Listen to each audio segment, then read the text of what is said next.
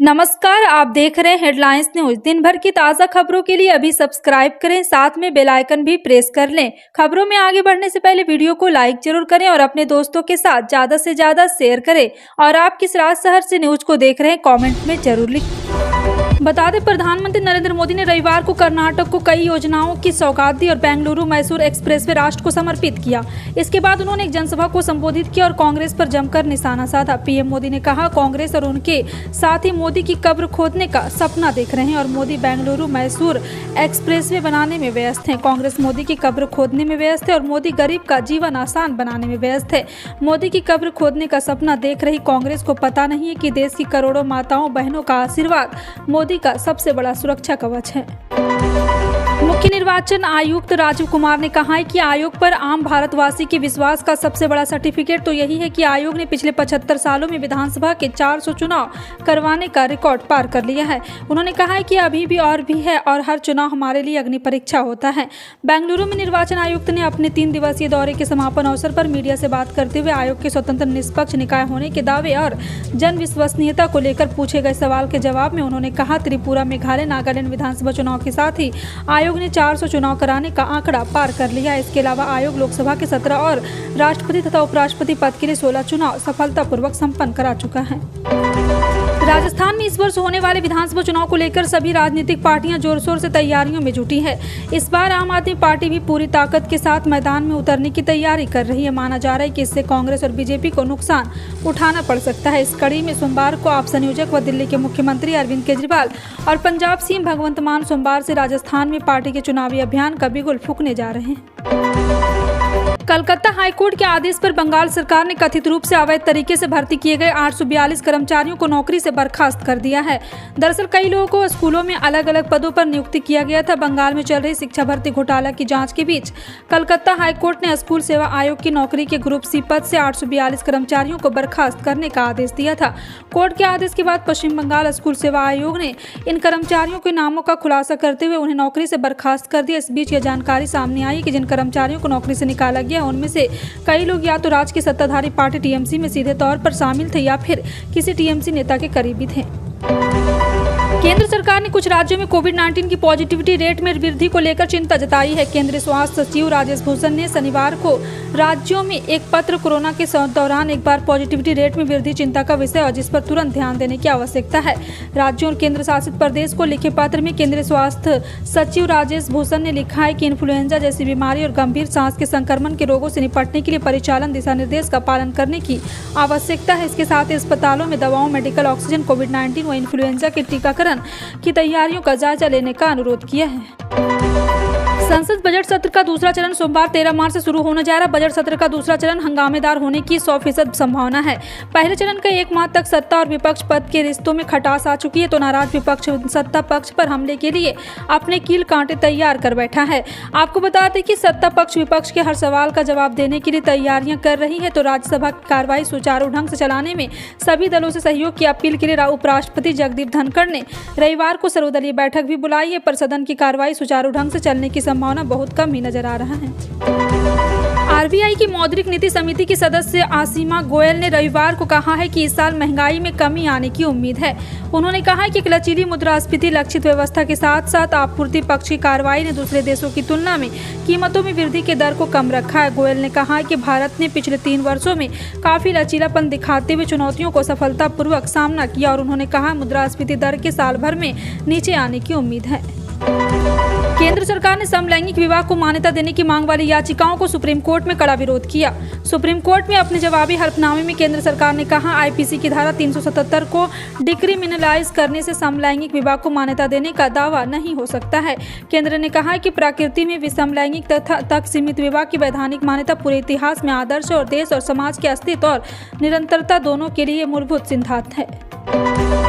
आवास आवास एवं शहरी विकास मंत्री अमन अरोड़ा ने शनिवार को विधानसभा में प्रश्नकाल के दौरान कहा है कि आर्थिक रूप से कमजोर वर्ग के अपने घर के सामने को पूरा करने के लिए पंजाब सरकार राज्य भर में चरणबद्ध तरीके से उनके लिए 2500 या 25,000 आवास इकाइयों का निर्माण करेगी। उन्होंने कहा है कि पंजाब EWS आवास नीति के तहत पहले चरण में लगभग 15,000 घरों का निर्माण किया जाएगा। मोहाली के विधायक कुलवंत सिंह द्वारा पूछे गए सवाल का जवाब देते हुए मंत्री ने कहा, जिन जगहों पर इन इकाइयों का निर्माण किया जाना उन्हें गमाडा जैसे सभी विशेष विकास प्राधिकरण द्वारा चिन्हित कर लिया गया है।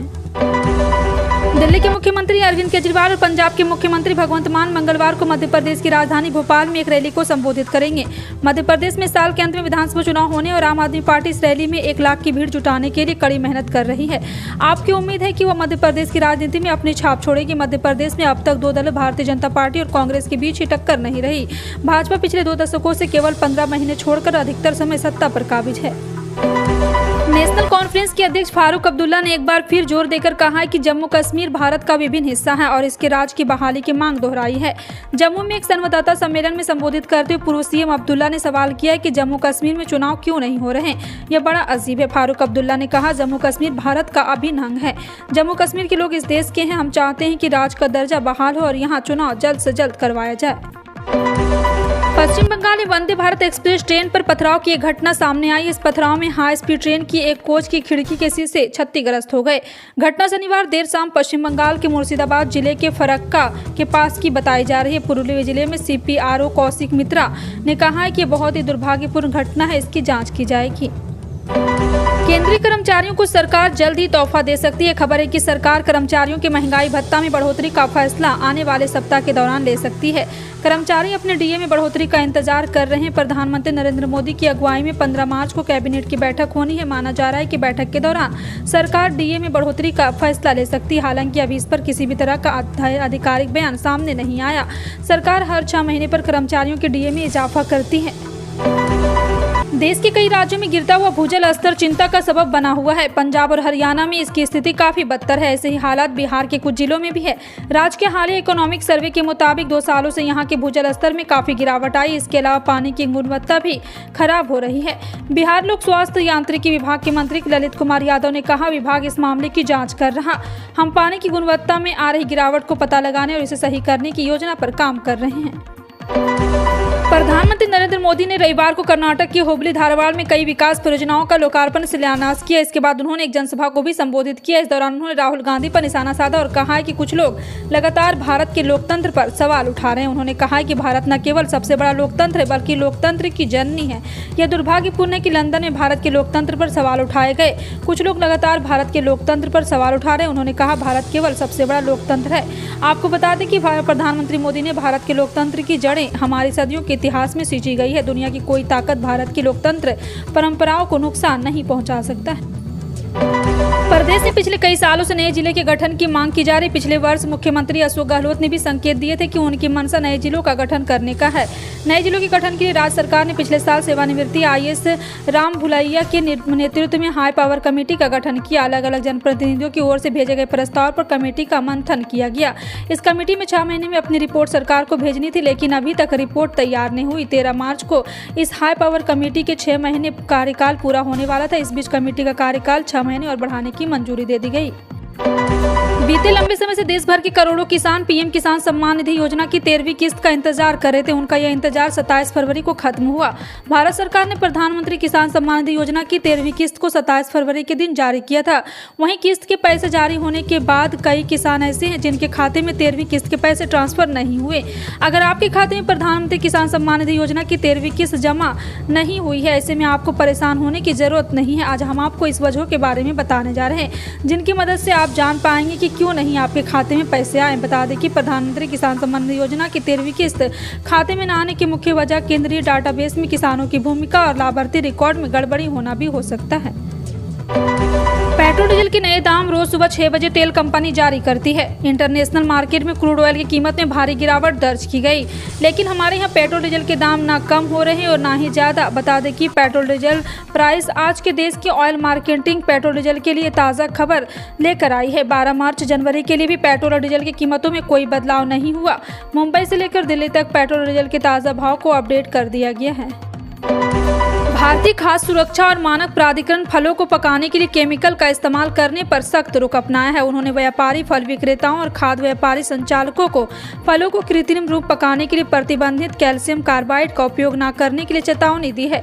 तो वहीं SSFI स्पष्ट रूप से कहा है कि दोषी पाए जाने पर सख्त कार्रवाई भी की जाएगी। FSSAI ने फलों को पकाने के लिए एथिलीन जैसे उपयुक्त पदार्थों का उचित तरीके से उपयोग करने को कहा है। FSSAI ने बयान में कहा है कि फलों को कृत्रिम रूप से पकाने के लिए खाद्य सुरक्षा और मानक 2011 के उप विनिमय के प्रावधान के तहत कैल्शियम कार्बाइड के उपयोग पर पहले ही प्रतिबंध लगाया जा चुका है।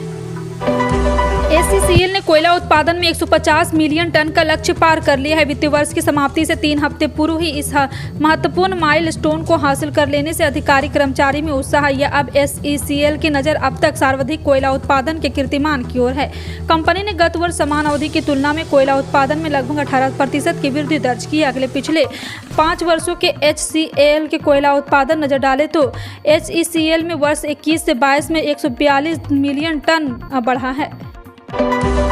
बिहारियों पर तमिलनाडु में हो रहे कथित हिंसा को लेकर पीके ने बड़ा बयान दिया है। बिहार और तमिलनाडु पुलिस ने दक्षिणी राज्य में प्रवासी श्रमिकों पर हमलों के सभी वीडियो को फर्जी बताया है। उसके एक दिन बाद राजनीतिक रणनीतिकार प्रशांत किशोर ने दावा किया है कि उन्होंने ट्विटर पर 2 वीडियो अपलोड किए थे। उन्होंने दोनों राज्यों के पुलिस को चुनौती दी है कि उनके खिलाफ FIR दर्ज करे। उन्होंने कहा है कि कुछ लोगों के बारे में सच्चाई है जिन्होंने उकसाने के लिए नकली वीडियो अपलोड किया है, लेकिन इसका मतलब यह नहीं कि तमिलनाडु में हिंदी भाषी लोगों के खिलाफ हिंसक घटनाएं नहीं हो रही है। इन सभी खबरों पर क्या कहना है कमेंट सेक्शन में टाइप करके जरूर बताएं। इसी तरह की पल पल की अपडेट जानने के लिए जुड़े रहें आप अपने हेडलाइंस न्यूज के साथ। मिलते हैं अगली बड़ी खबर में, तब तक के लिए जय हिंद।